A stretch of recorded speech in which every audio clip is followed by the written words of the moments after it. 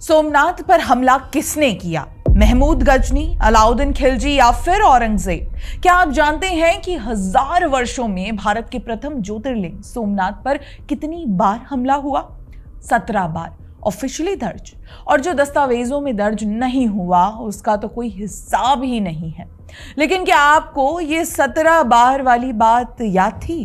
क्या आपको अपनी स्कूल की इतिहास की किताबें याद है? एक भी अध्याय, एक से ज्यादा पैराग्राफ? इस वीडियो की लेखक को तो याद नहीं है। महाराष्ट्र स्टेट बोर्ड 2015 तक कहीं जिक्र नहीं, उत्तराखंड बोर्ड नहीं, सीबीएसई, आईसीएसई नहीं, किसी भी बोर्ड में नहीं। जिन किताबों ने छत्रपति संभाजी महाराज के इतिहास को एक पंक्ति में निपटा दिया, उन्होंने ये भी नहीं बताया कि औरंगजेब ने धर्म परिवर्तन से इनकार करने पर उन्हें अमानवीय यातनाएं देकर सिर धड़ से अलग कर दिया था। ये भी इतिहास के सिलेबस में नहीं था। खैर, वापस सोमनाथ पर आते हैं। आधिकारिक रिकॉर्ड के अनुसार सोमनाथ मंदिर पर 17 बार हमला हुआ और 17 बार सनातन के रक्षकों ने उसे पहले से भी अधिक भव्य रूप में पुनर्निर्मित किया। सबसे प्रसिद्ध हमला 1026 ईस्वी मोहम्मद गजनवी द्वारा। इतिहास की किताबें इसे सिर्फ 1-2 पैराग्राफ में निपटा देती हैं और नाम दे देती हैं मिलिट्री एक्सपेंशन। सवाल ये है कि कौन से मिलिट्री एक्सपेंशन में हमारे परम पूज्य ज्योतिर्लिंग को टुकड़ों में तोड़ा जाता है? ये विस्तार नहीं था, ये सनातन पर हमला था। लेकिन कुछ इतिहासकार इतिहास लिखने से ज़्यादा उसे वाइट वॉश करने में रुचि रखते रहे। कई इतिहास के ग्रंथों में ये भी लिखा मिलता है कि 725 ईस्वी में अल जुनैद द्वारा पहला हमला हुआ।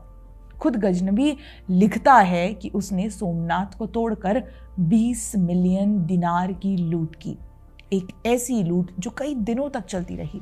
लेकिन कहानी यहीं समाप्त नहीं होती। अलाउद्दीन खिलजी के सेनापति उलूग खान और नुसरत खान ने भी सोमनाथ को ध्वस्त किया। उसके बाद गुजरात सल्तनत का संस्थापक जफर खान ने भी सोमनाथ पर हमला किया। 1451 फिर 1546 में पुर्तगाली आक्रमण, और फिर आता है औरंगजेब 1665 और 1706। 2 बार। इतिहास की किताबों में सोमनाथ पर आक्रमण करने वालों की सूची में औरंगजेब का नाम तक नहीं था। ये सब दर्ज इतिहास है, ये कोई अफवाह नहीं है। और फिर भी इसे हमेशा मिलिट्री एक्सपेंशन कहा गया। मंदिर तोड़ना मिलिट्री का विस्तार नहीं होता, मंदिर और पहचान तोड़ना मजहबी आक्रमण होता है। तो सवाल उठता है, 1000 साल बाद आज ये सब क्यों याद किया जा रहा है? अब क्यों मेन स्ट्रीम में लाया जा रहा है कि 17 बार सोमनाथ पर हमला हुआ था? यही मुझे थोड़ा विषय से हटकर शरद पवार की याद आती है, जिन्होंने कभी महाराष्ट्र के मुख्यमंत्री के पद पर रहते हुए सांप्रदायिक सौहार्द बचाने के नाम पर इस्लामिक आतंकवाद को डाइल्यूट करने की न केवल कोशिश की थी, बल्कि बड़े गर्व से उस कोशिश को अपने प्रशासनिक लीडरशिप और समझदारी के सबूत के तौर पर पेश किया। मैं उनके द्वारा आविष्कार किए गए 13वें ब्लास्ट की बात कर रही हूं, जिसे उन्होंने अपनी कल्पना शक्ति से मुस्लिम इलाके में करवा दिया था। बस यही पैटर्न था। आक्रांताओं को आतंकवादी कहने के बजाय आक्रमणकारी कहा गया, उनका वाइट वॉश किया गया और फिर कम्युनल हार्मनी के नाम पर इतिहास लिखने में राजनीति चलाई गई। इसी वजह से 2015 से 2017 तक स्कूल की इतिहास की किताबों ने हमें सच्चाई कभी बताई ही नहीं। और ये केवल सोमनाथ की कहानी नहीं है, लगभग हर आक्रमण में लिखित इतिहास के साथ किया गया समझौता ही नजर आता है। ऑन्ड्रे टुश्के औरंगजेब पर किताब लिखती हैं। औरंगजेब को सेक्युलर लीडर कहा जाता है।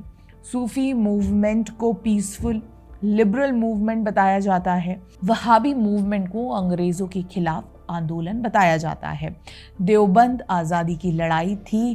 क्यूटा सिस्टम या मनसबदारी सिस्टम को एडमिनिस्ट्रेटिव सिस्टम कहकर ग्लोरीफाई किया जाता है। मोपला राइट्स को किसान आंदोलन बताया गया और छुपाया क्या जाता है? सनातन को कैसे खत्म करने की कोशिश की गई। मरता हिंदू था, कटता हिंदू था, लुटता हिंदू था और गंगा जमुनी तहजीब के तले आज भी हिंदू ही दबता है। विडंबना ये है कि कई मॉडर्न डे हिस्टोरियंस जिन्होंने ये किताबें लिखी थी वो भी हिंदू ही थे। तो सवाल अब भी यही है, 1000 वर्षों बाद क्यों हम आज ये बात करें? क्योंकि ज़रूरी ये है कि हम इतिहास को पकड़ कर बैठे ना रहें। ज़रूरी है रिव्यू, रिक्लेम, रिस्टोर की बात करने की। सोमनाथ को हमने रिव्यू कर लिया, रिस्टोर भी कर लिया, अब बारी है इतिहास को रिक्लेम करने की।